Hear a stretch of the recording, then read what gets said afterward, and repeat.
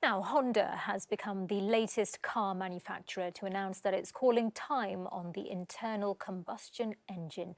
The technology that has run cars for over 150 years will be phased out by 2022 as the firm stops making petrol or diesel vehicles. But it's not quite the end of fossil fuels or environmental concerns, as our science correspondent Thomas Moore reports. Dirty diesels are already being driven out of Britain's big cities. Petrol could follow in the race to go green. And for manufacturers already seeing car sales slip, that's a worry.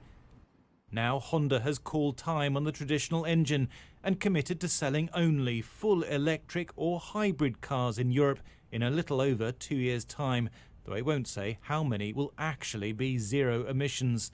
I think it's important that this transition is managed so the customers come with us. So we're blending our technologies to deliver a choice to the customer and be ready for going on to full electrification journey. Volvo, VW and Mini are among the brands launching fully electric models next year. Sourcing enough big batteries will be tricky for manufacturers. Hybrids with their shorter electric range are a compromise. Understandably, vehicle manufacturers are cautious because they've got massive sunk investments, not just in the technology, but in the equipment for manufacturing, in the human resources, in the skills around internal combustion engine vehicles. Britain is a long way off zero emissions motoring. Latest figures show that 225,000 new cars sold in September were petrol, 77,000 were diesel, a mere 7,700 were fully electric. So for the UK, that's 2% of all car sales. In Norway, more than 45% of all new cars are fully electric. That's because there they have attractive tax breaks, access to bus lanes and free parking.